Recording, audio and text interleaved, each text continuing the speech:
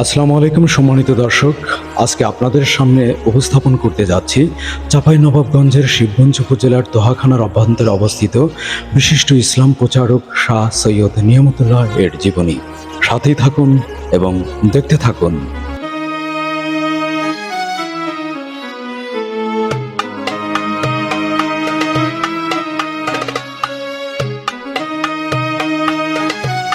আসসালামু আলাইকুম সম্মানিত দর্শক, এই মুহূর্তে আমি আপনাদেরকে যেটা দেখাচ্ছি, আমার পেছনে যেটা দেখতে পাচ্ছেন, এটি হচ্ছে শিবগঞ্জে অবস্থিত একটি প্রত্নতত্ত্ব নিদর্শন।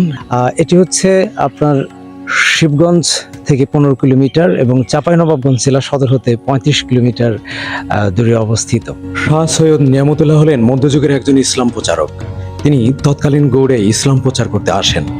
সুলতান শাহ সুজার রাজত্বকালে তিনি দিল্লি প্রদেশের করনিয়ার নামক স্থান থেকে ধর্ম প্রচারের উদ্দেশ্যে নানা স্থান ভ্রমণ শেষে রাজমহলে এসে উপস্থিত হন। তার আগমন বার্তা জানতে পেরে শাহ সুজা তাকে অত্যন্ত সম্মানের সঙ্গে অভ্যর্থনা জানান এবং তার কাছে বায়াত গ্রহণ করেন।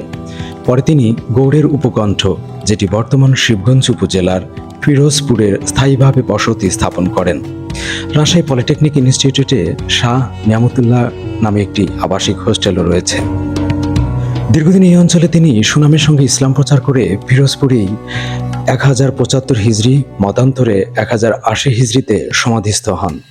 চাঁপাইনবাবগঞ্জ থেকে 35 কিলোমিটার দূরত্বে অবস্থিত এবং শিবগঞ্জ উপজেলার শাহবাজপুর ইউনিয়নের ঐতিহ্যবাহী দোহাখানা কমপ্লেক্সের অভ্যন্তরে শাহ সৈয়দ নিয়ামতুল্লাহের 3 গম্বুজ মসজিদের উত্তরে এই নিয়ামতুল্লাহের মাজার অবস্থিত, যেটি এই মুহূর্তে আপনাদের সামনে উপস্থাপন করছি।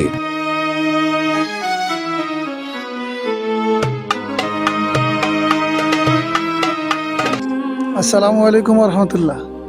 আমরা এখন অবস্থান করছি চাঁপাইনবাবগঞ্জ ছোট সোনা মসজিদের পাশে অবস্থিত মুঘল সম্রাট শাহজাহানের পুত্র শাহ সুজার হাতে নির্মিত তার আধ্যাত্মিক গুরু শাহ নিয়ামতুল্লাহ রহমতুল্লাহের মাজার।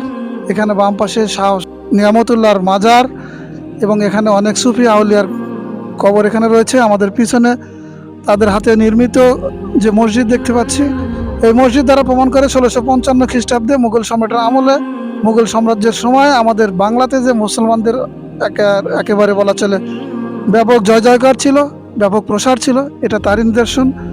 এখানে এসে খুব ভালো লেগেছে। এটি সৌন্দর্য ভরপুর। যদি কখনো রাজশাহীতে আসেন, অবশ্যই এই জায়গাটি ঘুরে যাবেন।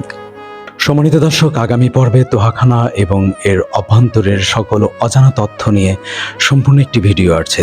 সেই ভিডিওটি দেখতে অবশ্যই হামিদুর 24 চ্যানেলটি এই মুহূর্তেই সাবস্ক্রাইব করে রাখুন। সবাই ভালো থাকুন, সুস্থ থাকুন, সুন্দর থাকুন। All the best all of you. See you soon in the next video. আল্লাহ হাফেজ।